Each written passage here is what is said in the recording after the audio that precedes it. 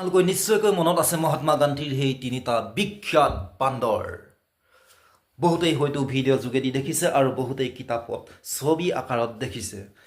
বহু চিন্তা চৰ্চা যোগেদি আজি পাই গ'লোঁ আপোনালোকৰ 4 নম্বৰৰ বান্দৰটো।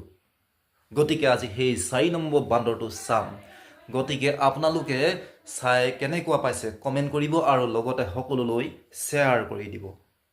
নাম্বাৰ 1, বেয়া কথাসমূহ নকবলৈ কৈছে। নাম্বাৰ 2, বেয়া বস্তুসমূহ নেচাবলৈ কৈছে। আৰু নাম্বাৰ 3, বেয়াসমূহ নুশুনিবলৈ নিৰ্দেশ দিছে।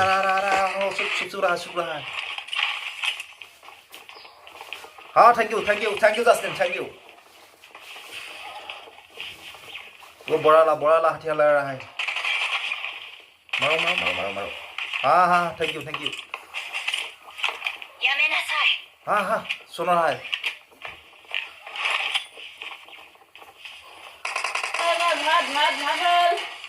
ভাত খাবলৈ মাতি আছে।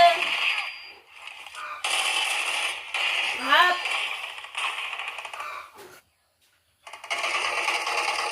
পূজাছিলে লাগে নাই পূজাছিলে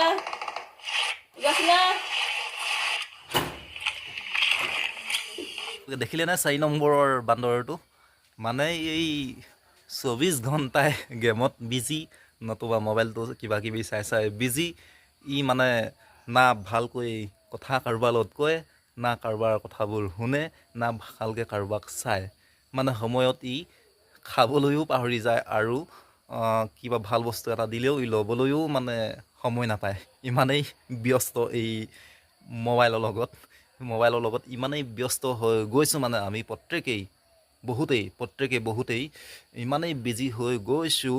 সেই 4 নম্বৰৰ বান্দৰটো যেন আমি সকলো হৈ পৰিছোঁ, যাৰ ফলত আমাৰ বহুত কামত পিছ পৰি গৈছোঁ আৰু আমাৰ কৰণীয় কামবোৰ থাকি গৈছে কৰিবলৈ।